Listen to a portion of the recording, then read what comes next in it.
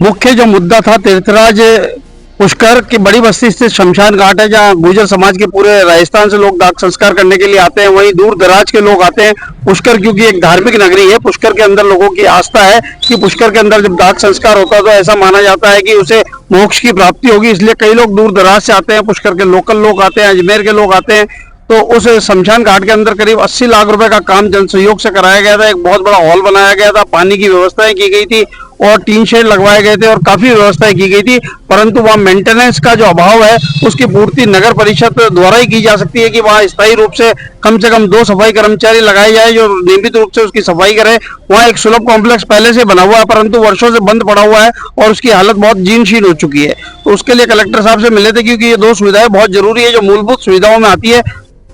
हमारे पुष्कर की कुछ जन समस्याओं को लेकर के और हमारे पीपी साहब विवेक जी पारासर के साथ में हम जिला कलेक्टर महोदय से मिलकर के आए, जिसमें जो पुष्कर परिक्रमा मार्ग के ऊपर जो शमशान घाट है, उस शमशान घाट को जिस प्रकार से पीपी साहब ने और आपकी जो टीम ने जन सहयोग के माध्यम से लगभग 80 लाख रुपए जन सहयोग के माध्यम करके और उसका जो जीर्णोद्धार किया गया, बड़ा हॉल बनाया गया, बैठने की और पानी की व्यवस्था की गई। तो वहाँ जो सुलभ शौचालय था वो बंद पड़ा था और जो नगर पालिका की तरफ से एक स्थायी कर्मचारी लगाने के लिए सुलभ शौचालय को चालू करवाने के लिए हम कलेक्टर साहब से मिले थे। तो कलेक्टर साहब ने नगर परिषद के जो आयुक्त है उनको टेलीफोन करके और उनको कहा कि वहां पर परमानेंट कर्मचारी लगाइए और सुलभ शौचालय को देख रेख करके उसको चालू करवाएं और जो भी वहां समस्याएं हैं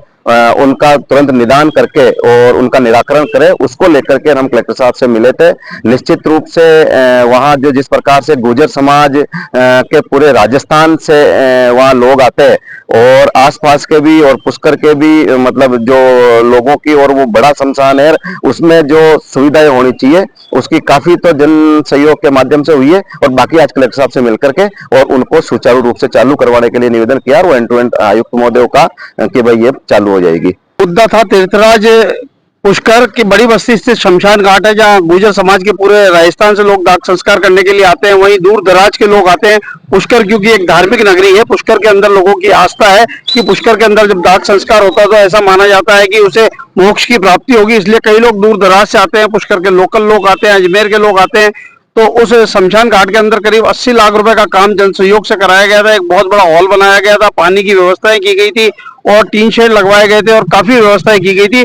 परंतु वहाँ मेंटेनेंस का जो अभाव है उसकी पूर्ति नगर परिषद द्वारा ही की जा सकती है कि वहाँ स्थायी रूप से कम 2 सफाई कर्मचारी लगाए जाए जो नियमित रूप से उसकी सफाई करे।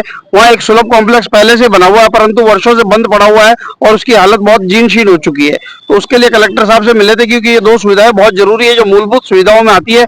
तो कलेक्टर साहब ने इस मामले को बहुत गंभीरता से लिया और तुरंत संज्ञान लेते हुए उन्होंने पुष्कर नगर परिषद के आयुक्त को निर्देश जारी किए कि तत्काल प्रभाव जो सुलभ कॉम्प्लेक्स चालू कराया जाए और शमशान की सफाई व्यवस्था के लिए 2 स्थायी सफाई कर्मचारी नियमित सफाई करने के लिए वह तैनात कर दिए जाए। तो ये एक बहुत बड़ा काम है और एक धार्मिक आयोजन का काम है, जिससे प्रत्येक लोगों की भावनाएं जो है इससे जुड़ी हुई है और इन भावनाओं का कलेक्टर साहब ने ध्यान रखा।